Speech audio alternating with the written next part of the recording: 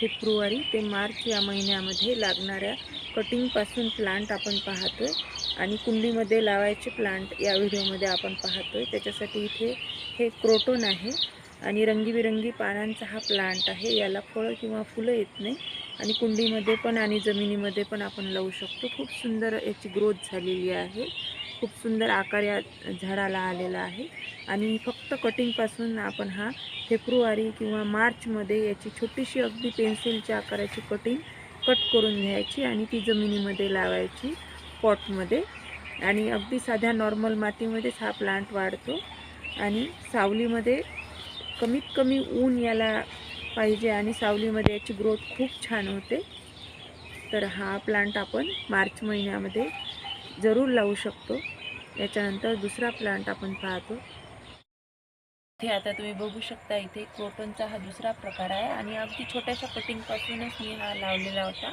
आता 1 वर्ष या क्रोटनला झालेला आहे आणि असे वेगवेगळे प्रकार क्रोटनमध्ये दिसून येतात। खूप सुंदर पानांपासून दिसणारा हा प्लांट आहे।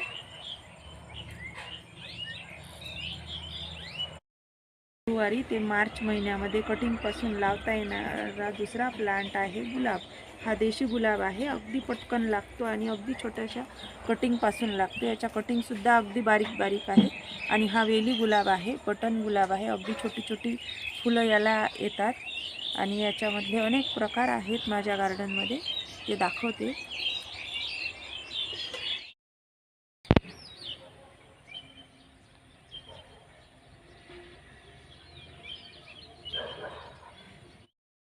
फेब्रुवारी ते मार्च महिन्यामध्ये आपण गुलाबाची कटिंग जर छोटीशी लावली तर त्याची ग्रोथही छान होते आणि पटकन वाढतो तो आणि खूप सुंदर आपल्याला देशी गुलाबाची फुलं मिळतात।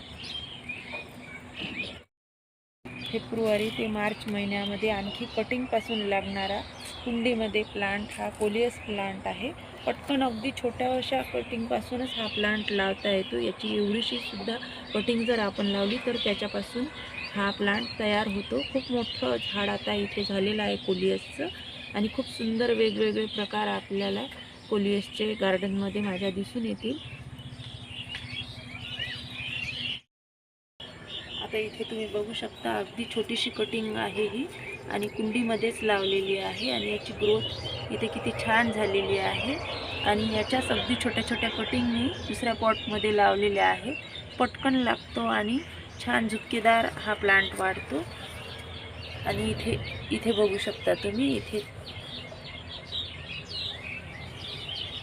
इथे दुसऱ्या पॉटमध्ये मी ही लावलेली आहे कटिंग आणि ही फेब्रुवारीमध्येच लावलेली, फेब्रुवारीच्या सुरुवातीला मी लावलेली होती। किती छान याची ग्रोथ झालेली आहे।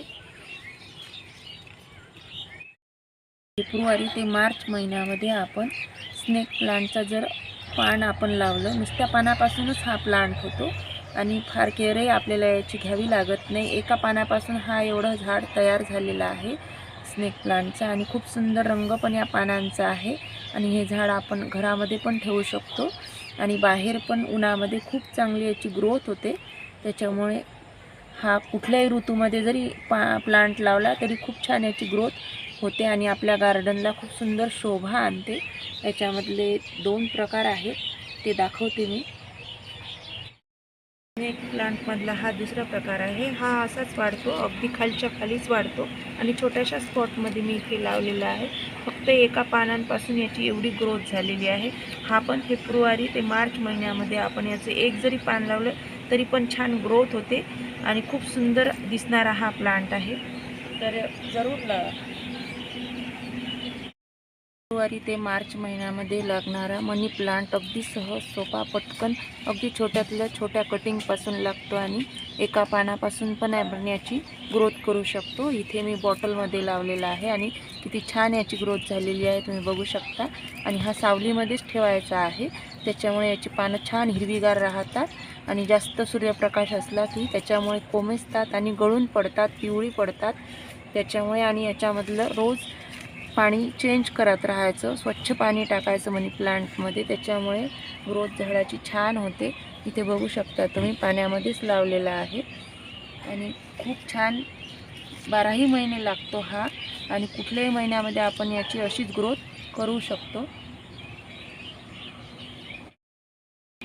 अगदी छोट्यातल्या छोट्या कटिंगपासून लागणारा वंडरिंग जू हा प्लांट आहे आणि छोट्याशा कुंडीमध्ये आपण हा लावला की खूप छान याची ग्रोथ होते. इथे तुम्ही बघू शकता खूप सुंदर पानं असलेला हा प्लांट आहे आणि पटकन याची ग्रोथ होते. कुठल्याही महिन्यांमध्ये लावला तरी हा पटकन लागतो. हा पण फेब्रुवारी ते मार्च महिन्यामध्ये याची छोटीशी कटिंग लावली होती मी. त्याची इतकी छान ग्रोथ झालेली आहे आणि खूप सुंदर दिसतो.